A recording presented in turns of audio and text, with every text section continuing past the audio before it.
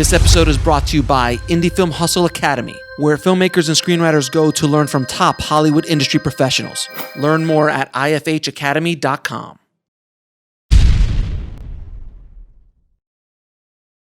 But you're one of those artists, one of those filmmakers that you just need to tell your story and trust that you're going to go where you are. And with The Crow, did you have a fair good amount of creative control over that? Yeah, I mean, look, I was very lucky to a certain point, which is why I was so blindsided when I did iRobot. Right, They left me alone on everything, and this came out of a career of commercials, where I'd achieved success in advertising and music videos, where they also left me alone. So, hell, I just thought that's what a director got. I thought they just give you this film, and sometimes they don't give you a good enough budget, but they just bugger off and let you do your thing, And I'd made 4 features. Four. I'd made 4 features under those auspices, and before I'd made iRobot, and so suddenly I was in with the big boys, right? Suddenly I had a huge budget, which big is movie star. It's definitely a double-edged sword. I mean, you get all these great toys to play with and stuff, but then I and I also had the misfortune, I think, of working with one of the worst studio regimes at the time, in terms of micromanagement, right? And so suddenly I had multiple people from the studio breathing down my neck at every stage. And actually, the weirdest thing is they cost the production money, because I want to move ahead with a certain thing, like building a car, for example, for the hero to drive in. We were designing and wanting to build a car, and they're basically just holding us back to the point where it just became so expensive and actually became impossible. And then we had to go elsewhere to get this car made in time, just stuff like that. And I just found that just utterly infuriating, that I was being constantly challenged creatively, and having to constantly challenge the studio on a budgetary level, actually to save the film money, which I just thought was just absolutely insane, because I'm a very responsible guy. I'm a working class guy. I grew up in a pretty poor situation, and and working class in Australia means kind of poverty line almost, So I'm not. I take money very seriously. I don't waste it, and I like to make sure that it all ends up on the screen, whatever amount of money I've got, So having a studio that were taking these stupid decisions that would cost the production money, I just got. I saw it as a personal affront. I'm going, well, this is more money that my movie has to make for these guys in order to be proved a success, But yeah, it was a whole different world, and it was definitely not a good experience on any level. So I warn people that it is a dangerous double-edged sword. It's a very ego gratifying. You have all the big toys, but you get your hands get. I described it as you're running a marathon, which is what you do on any movie, big or small budget. But in this case, the marathon is all the studio execs line up on either side of the road, and they throw chairs under you as you're running. Wow. That's kind of the additional part of a big budget movie, and because it is about. You're right. I have a specific vision and a specific way of doing things, and that's what I like to do. And I like to make movies that couldn't be done by anyone other than me. And it's not ego, because I just happen to see things in a certain way, and I want to do things that feel unique. So often I'll avoid a particular storyline or a plot or a this or a that or a visual, because I've seen it done by other people, and I'll try and do it in a different way, a unique way. So it's sort of an experimental approach, but it gets more refined as I know more through the years. But that to me is kind of what I bring to the show. So when they're second guessing me and telling me to do my job, I feel like, well, why am I even here? What is it? Why do you want me to do it? Surely you want someone who's more bendable to your will as a studio executive, who will give you exactly what others can give you or exactly what you want, which is even a more funding concept, because often they don't know what they want, and that's partly why I haven't done a lot of, after iRobot, I didn't do a lot of, I haven't done any big Hollywood studio movies. Gods of Egypt was a big budget movie, but it was a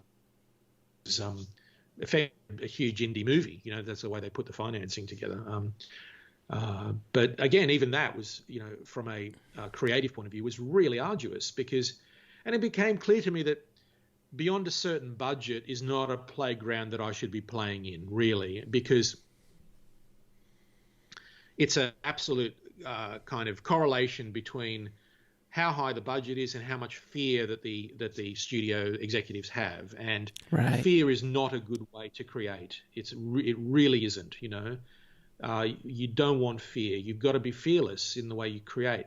The best acting comes out of fearlessness, out of being brave and doing and going where you feel creatively is necessary. And it's the same with a director, with a filmmaker.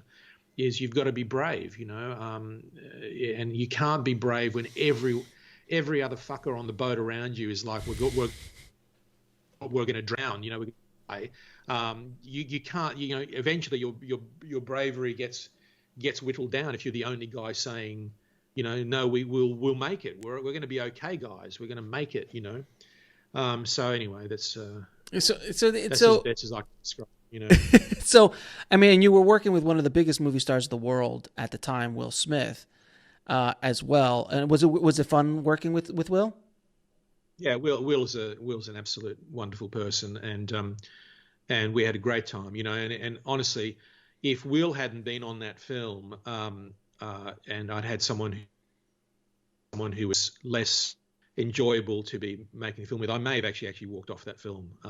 That's how far they pushed me during the production. But Will made, would often make my day, and to the point where he'd make me laugh so much sometimes I'd have to say, just please stop, Will, because I can't focus on the video screen. He's terrific. Yeah, and I forgot the actor who played the robot. Oh God, what was his name? He was in Alan Tudyk. Oh my God, what an amazing performance! I think that was the first time people were starting to have a conversation about nominating actors for their performances. Alan's great. He's done a few other robots, I think, since. No, he turned up as some Star mocap Wars robot for something. He's done some mocap.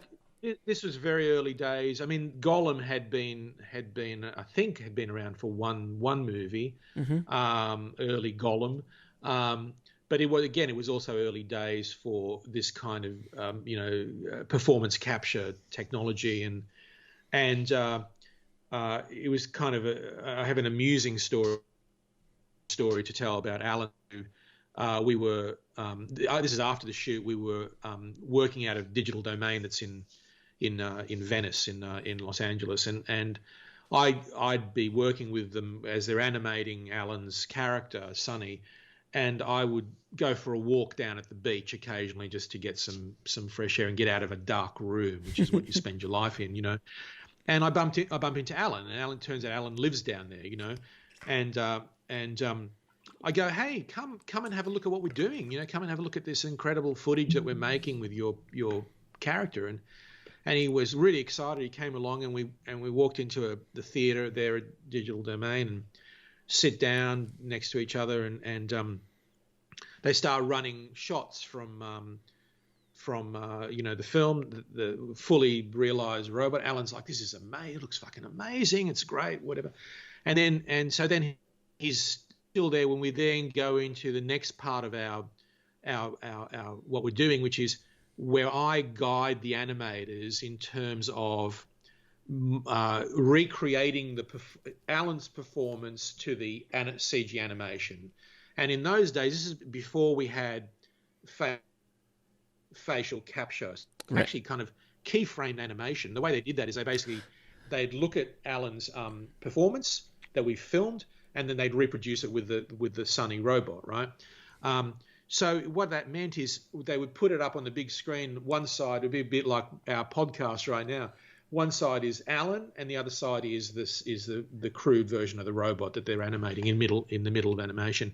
And we'd literally look at every frame, and they'd show me the shot, and I'd go, great, or I'd go, you know what, on frame 13, I think he raises his eyebrow just a tiny bit more, and there's a little twitch in his nose, gives a little bit of vulnerability or whatever. And we look at it over and over again, and they go, and the animation director goes, you're right, there is a twitch in his left nostril for about 3 frames, from frame 13 to frame 16. And after we're doing this for like about 10 minutes, Alan taps me on the shoulder and says, I've got to go. I go, oh, yeah, okay, well, thanks for coming. He goes, yeah, I'm sorry, I got to go, but this is insane. I'm going nuts. This is going to destroy my acting for all time. The fact that someone is sitting here, all these guys are sitting here looking at my performance like a frame at a time and studying my nostril. I just can't take it. I'm sorry here, So I think I ruined Alan's acting forevermore. I mean, it's true, but it's true. I mean, actors are actors are actors, and if you're telling them, they're like, oh, we're going to analyze every frame of your nostril before a shot, forget it. They'll never be able to get up. Like, it's just tough enough to be an actor, let alone being that kind of scrutiny. Exactly. That's amazing.